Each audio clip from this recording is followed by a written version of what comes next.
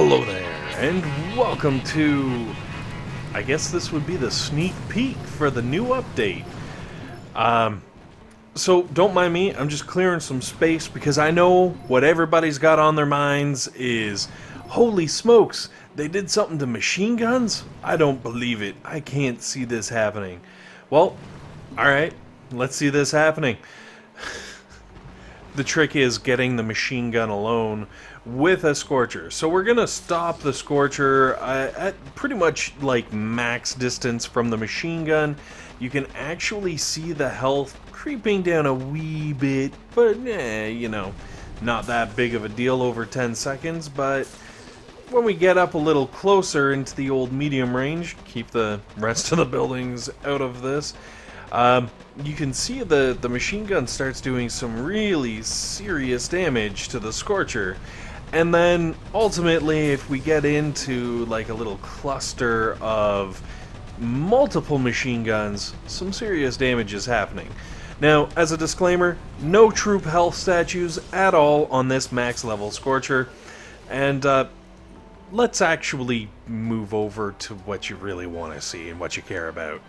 So let's get into the trader and the trader window. This is what the trader looks like. A great big red submarine. Not to be confused with the yellow submarine.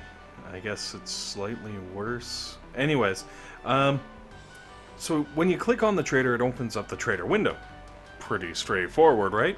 Now, let's break this down because I've obviously been playing with this. At the top here, you can see the trader crate, which has all kinds of things in it. Now, the first one, every weekend, because that's how the trader works, it lands on, I guess it would be the Friday or the Saturday, and then hangs around until the end of the weekend and then disappears again. Now, the first crate you get, like all good dealers, the first one's free. The second and, you know, I guess third and fourth and however many you want to buy, the rest of them, they cost the trader tickets, which is down, you know, you can see how many trader tickets you have. Now the good news is, when you buy one of these bad boys, bloop, you get a chance at lots and lots of loot.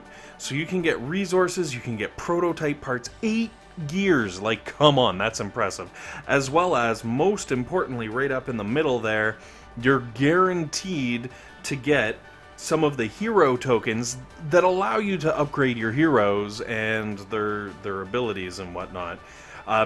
It seems to be, after the first one that's free, a steady rate of 3 trader tokens or 3 trader tickets per box, but I don't know. If you go really crazy, it might go up higher. It might actually, you know, end up getting really pricey.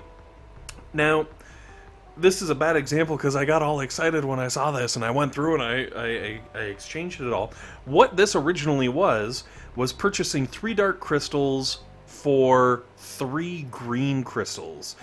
So obviously they're going to have some kind of crystal exchange going on here, which is awesome because, you know, if you're like me, you have no use for the green statues, but you're always looking to upgrade because you want the max gunboat energy statue. So obviously I'm guessing they're going to have different crystals exchanging for different crystals, but it's a really nice throw-in. As you can see here in the middle, you're going to be able to buy hero tokens for unused resources. So for all you guys chilling at 65 with too much loot, this is your answer. You can go in and you can actually buy a hero token to help upgrade your heroes for wood that you're not really going to care about because you're not upgrading anything. And then finally, you can also purchase hero tokens for diamonds. So for those of you who want to blow through tons of real life money just to get your stuff upgraded that much quicker, right there, that is your answer. Now, I've gone through a few cycles of this.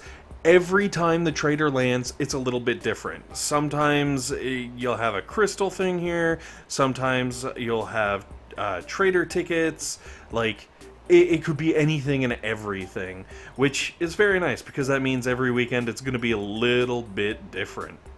Okay, so let's get to what you're really here for, what you're really interested in seeing, and that is the hero hut.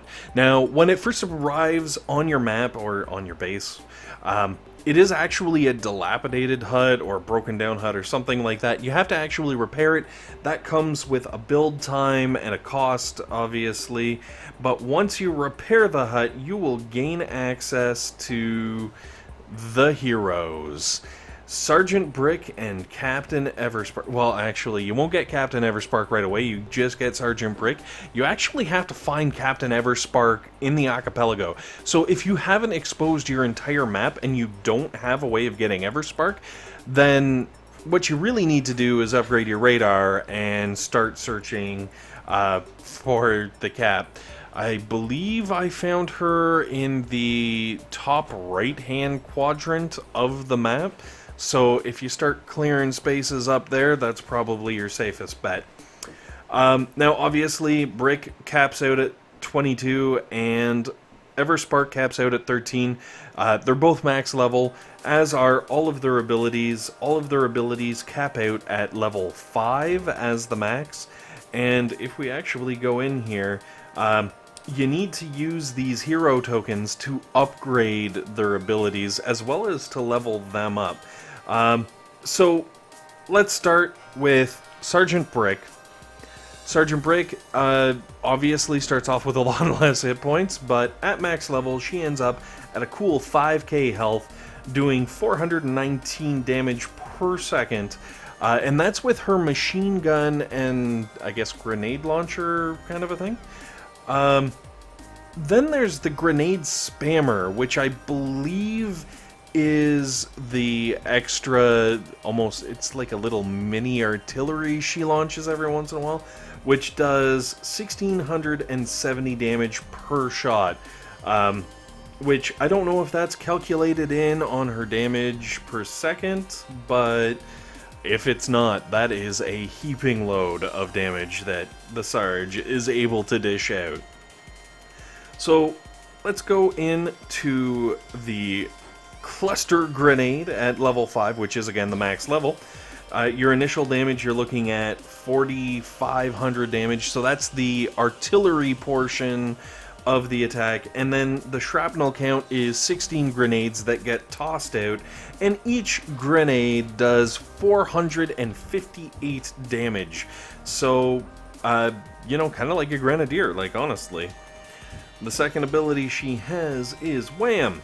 Iron Will, which lasts for 10 seconds, and it reduces all damage by 50%. That's being done to your troops inside of the protected area. And then we'll move on to the battle orders, which lasts for a whopping 8 seconds, gives you a run speed bonus of 50%, and most importantly, a firing bonus of 25%. So it says damage bonus increases 25.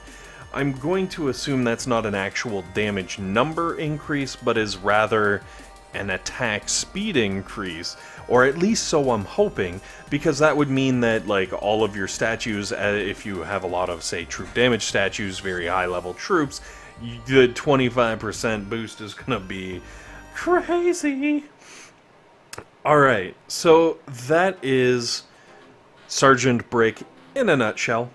Let's move down to Captain Everspark here with a cool 3k on the health meter, 225 damage per second, and her hero perk is the Critter Robot Overlord spawning ability. Basically, when she's running around, critters pop out of her backpack and run around kicking butt for her, or keeping her safe, you know, whatevs.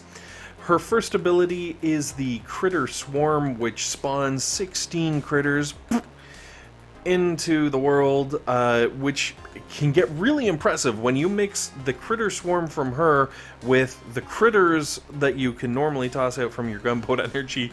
I have generated some ridiculous critter armies. They've been kind of fun.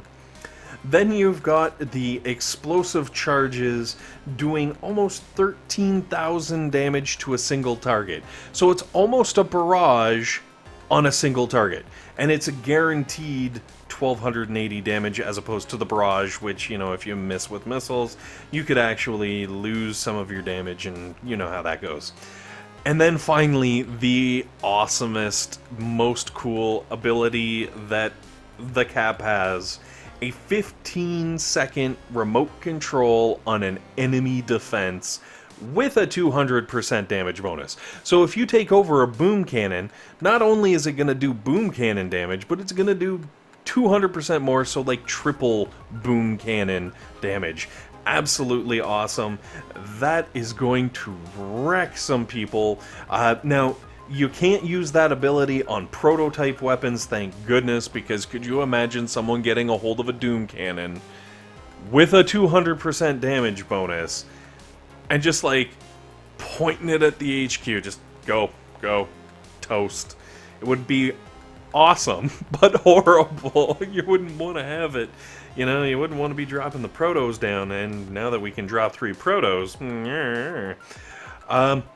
So that covers the HUT and just, you know, the basics of the abilities, but let's get into actually seeing these ladies at work, because, come on, that's what we're all here for, right? Sploing. So let's get started with the run speed of the new heroes, because, let's face it, run speed matters. So we're going to kick it off with Brick, because, well, once again, Brick was on top. And through a little bit of trial and tribulation, it turns out Brick almost has the exact same run speed as a Scorcher. So for anyone out there thinking like, hey, you know what, I go Ace, I guess it would be AS? I go Scorcher, AS, anyways, so if you're running Scorchers, you're going to have no problems with Brick. You could Smoky Scorcher / Brick all the way to the back of an up and do horrible things, and it will be totally cool because, well, they go at the same speed. Now, if you're trying to do, say, like Brick with Zookas, you're going to have to do some practicing because they're going to differentiate, they're going to start splitting apart, you're going to have to, like, flare partway through so that the Zookas can catch up. It's gonna go all kinds of crazy. But honestly, like, no one cares about that. Let's get to the skills, because you've never seen the skills in action. We're gonna start off with the Cluster, which is basically the Grenadier skill. And as you can see, there we go. I'm tossing them out. It's 3 energy per shot, which is pretty awesome because it does like almost 5,000 damage outright, almost like a slightly lower level artillery, but if you've got a bunch of energy, you can just keep pounding on it and it just slowly creeps up 3 at a time.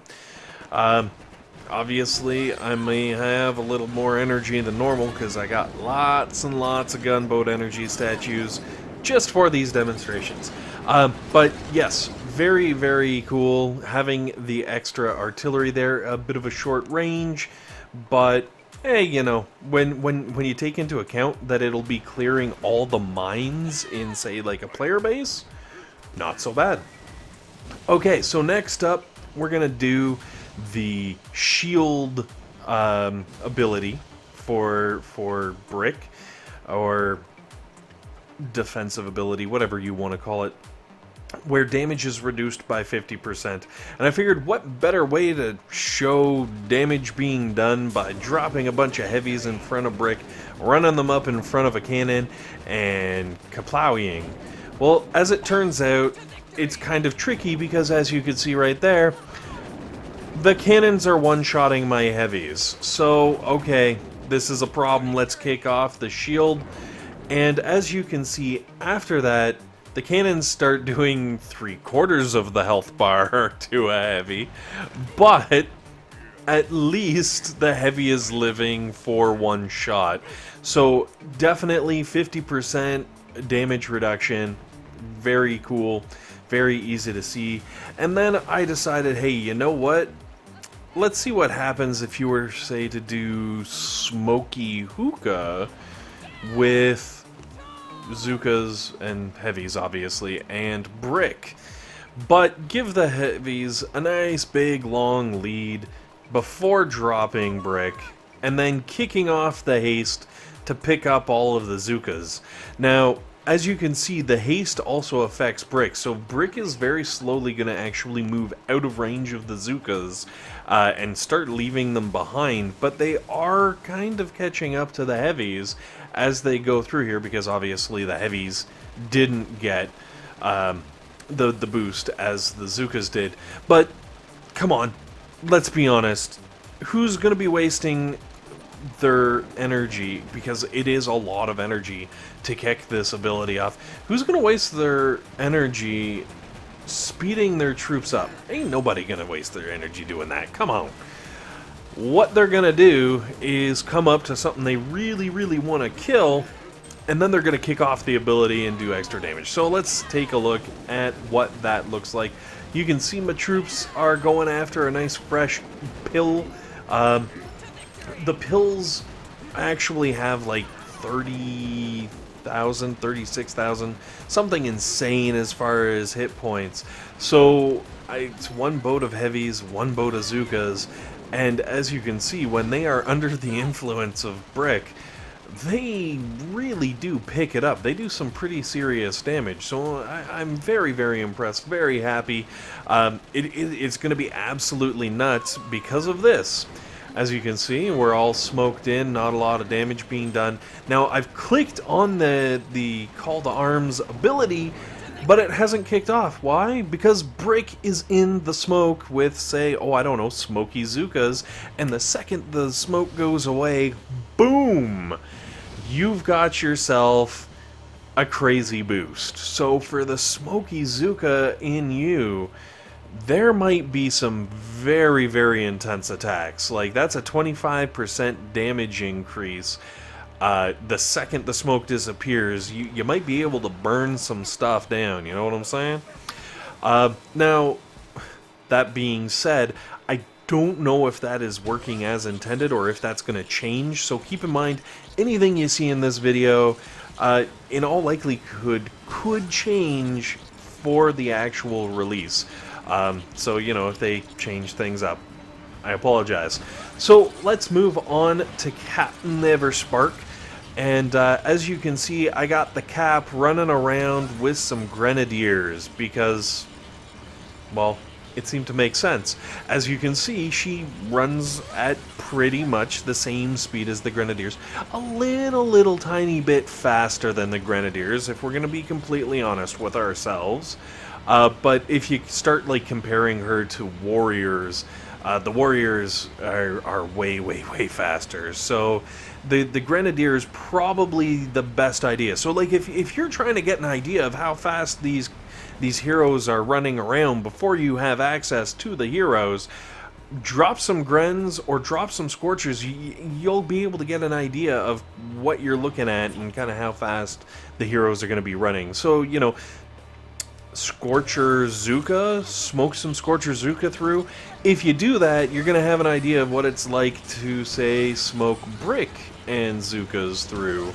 Or likewise, if you got a load of Grenadiers here, throw down a load of Grenadiers with the rest of the Zookas, and you'll see them kind of run through. You'll get an idea of what the hero speed is going to be like in comparison to whatever troop you happen to use. Now, getting down to Everspark's first, I guess, ability, it's the critter swarm, and my goodness, like, I haven't even used critters from my gunboat, and you can see the destruction that's being wrought. There's just like tons and tons of critters. You can keep spewing them out, and then while she's spewing them out, she's still popping the little bonus critters out of her backpack. So if you decide you need a lot of critters, definitely the skill for you. I'm picturing the end of Rifle Zooka, because you can just load out all those critters, have the all Zooka come in behind. Suddenly you got like supercharged, super damage. Just throwing it out there. Anyways, moving on to the second ability. The second ability being the Dynamite. I don't know if it's called dynamite. I'm sure it's called sabotage or something. But as you can see, it is doing huge damage to these flamethrowers. And these flamethrowers are rocking like a solid 40,000 hit points plus. And like 4 hits almost cleared it out. So doing 13k damage definitely does do some damage. The only problem is, man, does she ever die fast when she's in firing range of whatever she's trying to blow up. But you're not gonna use her for that. Like, let's be honest. What you're gonna do is smoke over, and same deal as with Brick. The ability doesn't kick off until the smoke goes away. But you're gonna whip out your remote control, you're gonna target a building, and bloink, it's gonna become your best friend. And as you can see, all the defenses around instantly start attacking it. Even though our sniper tower has a 200% damage bonus, it's you know, starting to get beaten up because there are a lot of buildings that are whacking on it. Also, you got to be really careful with your hero there, because if the hero takes enough damage to kill it, it knocks them out of the battle, and you don't get them back until the next fight. So you have to be careful when you're popping out to remote control a building that you don't lose your hero in the process. Now, some fancy smoking and goofing around obviously takes care of that, but I don't know. Anyways, yeah, this update, it's going to be very interesting. Definitely with the troop combinations, you're going to see a lot of different combinations of troops becoming more or less viable. Like, I'm picturing all Grens, maybe Gren Medic with Brick, but then is, you know, Brick's firing range going to become an issue because Brick's basically going to be tanking for the Grens.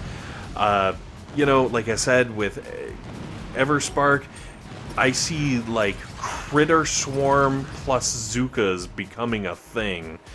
But let's face it, getting back to Everspark, you are not going to... You're not going to be taking over a sniper tower. Why would you ever want to do that? You want a boom cannon. A ridiculous boom cannon with all kinds of boosts. And as you can see here, you can actually take control of more than one building at a time and have like 2 or 3 buildings, assuming you have the energy, to kind of do your bidding, I guess? I don't know. But they do serious damage when you take the boom cannons. That 200% boost is beautiful. Anyways, guys, thanks very much for watching. Hopefully this has been helpful. Hopefully it's been entertaining. Most importantly, hopefully you guys have a fantastic day playing with the new update.